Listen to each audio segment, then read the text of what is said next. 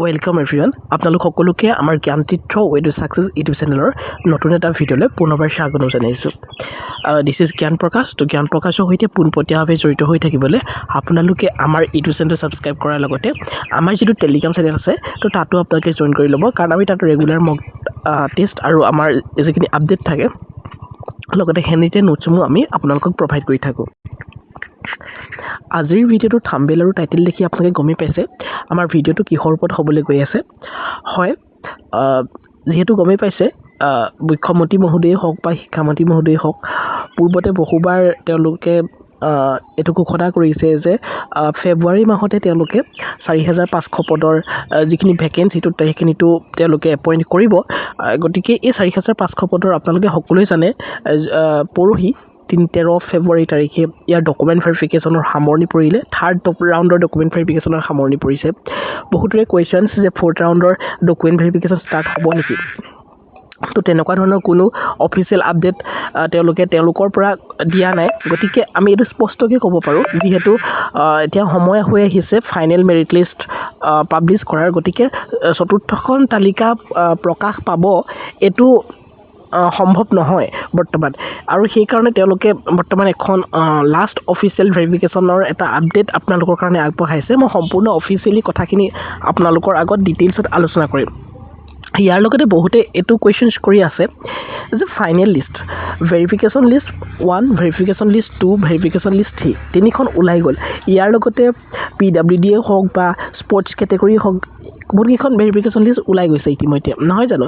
তাৰ কিমান কেণ্ডিডেট আছিলে কি কথা সেইখিনি আমি বেলেগ এটা ভিডিঅ'ত ডিটেইলছত আলোচনা কৰিম কিন্তু আপোনালোকে বহুতে আমাক এইটো কুৱেশ্যন কৰি আছে যে মোৰ 68 মাৰ্কছ আছিলে মোৰ ভেৰিফিকেশ্যনত এখনো লিষ্টত নাম নাহিলে মই এলপি কেটেগৰী আছিলোঁ মই অবিচি আছিলোঁ মই এনেকুৱা কমেণ্ট পাইছোঁ সেনেকুৱা মোলৈ মেছেজো পাইছোঁ সেনেকুৱা মই ফোন কলো পাইছোঁ গতিকে মই তেওঁলোকৰ পক্ষে ক'ম যে ভেৰিফিকেশ্যনত নাম নহাকেও আপোনালোকৰ নামটো মেৰিট লিষ্টত আহিব পাৰে নেকি ফাইনেল লিষ্টত আহিব পাৰে নেকি আমি ডিটেইলছত আলোচনা কৰিম ঠিক আছে আৰু তাৰ বাবে আপোনালোকে ভিডিঅ'টো অলপো স্কিপ নকৰাকৈ শেষলৈকে চাই যাব মই ডিৰেক্টলি তেওঁলোকৰ যিখন অফিচিয়েল এডভাৰটাইজমেণ্ট মই তালৈকে যাওঁ ঠিক আছে তো আপোনালোকে চাব পাৰে এখন তেওঁলোকৰ অফিচিয়েল নটিচ হয় যিখন নেকি government of Assam directorate of elementary এডুকেশ্যনৰ ফালৰ পৰা পাব্লিছ হৈছে যিখন নেকি 14 ফেব্ৰুৱাৰী তাৰিখে অৰ্থাৎ যোৱাকালিয়ে এখন পাব্লিছ কৰিছে কিন্তু মই অকণমান ব্যস্ত হৈ থকাৰ কাৰণে মই তাতে আপোনালোকক দিব নোৱাৰিলোঁ কালিয়ে ভিডিঅ'টো তথাপিও পলম হোৱা নাই চাই ল'ব পাৰে it is for informations of those candidates who were call for the document verifications physical document verification যিটো নেকি আমি ক'ব পাৰোঁ PDV যিটো নেকি তেওঁলোকে এডভাৰটাইজ নাম্বাৰটো দি দিছে তেওঁলোকক কি হয় যদি আপোনালোকে সেই ডকুমেণ্ট ভেৰিফিকেশ্যন নিৰ্দিষ্ট ডেটটোত কিবা পাৰ্চনেল প্ৰব্লেমৰ কাৰণে তেওঁলোকে যদি এবচেণ্ট আছিলে দেন তেওঁলোকৰ কাৰণে এইটো এটা লাষ্ট চান্স হয় তো তেওঁলোকে গৈ পানি এতিয়াও 16 ফেব্ৰুৱাৰী তাৰিখে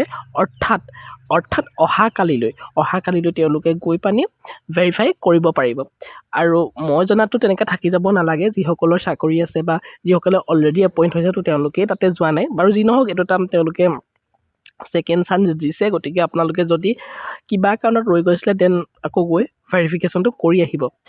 টাইমো দি দিছে মৰ্নিং 10টাৰ পৰা 1টা বজালৈকে আৰু আফটাৰনুন 2টাৰ পৰা 5টা বজালৈকে আৰু ক'ত গম পাইছে Assam agriculture university international guest house Khanapara ৰহিকা বুলি যিটো কয় তাতেই হয় ঠিক আছে if any candidate further remains আকৌ যদি আপোনালোকে ৰিমেইন হয় তেতিয়া আপোনালোকৰ কেণ্ডিডেটছে কেনচেল কৰা হ'ব এইটোতো তেওঁলোকে আগতেও কৈছে কিন্তু এইটো এটা লাষ্ট চান্স আপোনালোকক দিছে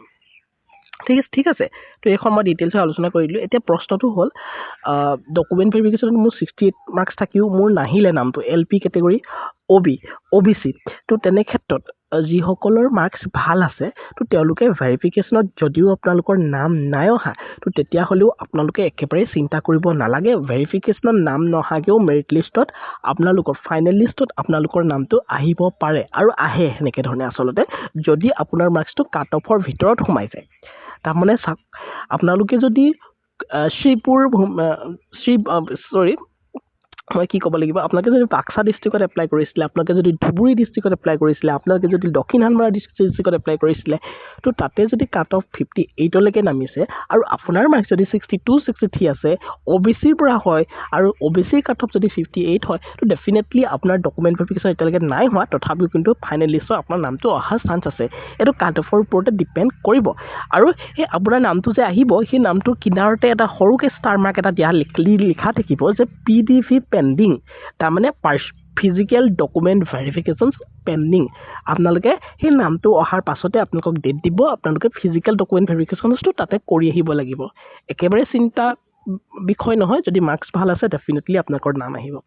ঠিক আছে, তো ভিডিঅ'টো সৰু এটা ইনফৰ্মেটিভ ভিডিঅ' আছিলে। মই ভাবিছোঁ ভিডিঅ'টো আপোনালোকৰ কাৰণে হেল্পফুল হ'ব, আৰু হেল্পফুল হ'ব বুলি যদি ভাবিছে তো ডেফিনেটলি চেনেলটো ছাবস্ক্ৰাইব কৰি বেলখনত টিপি অল প্ৰেছ কৰিব। ঠিক আছে, তো thank you so' much, see in the next video'.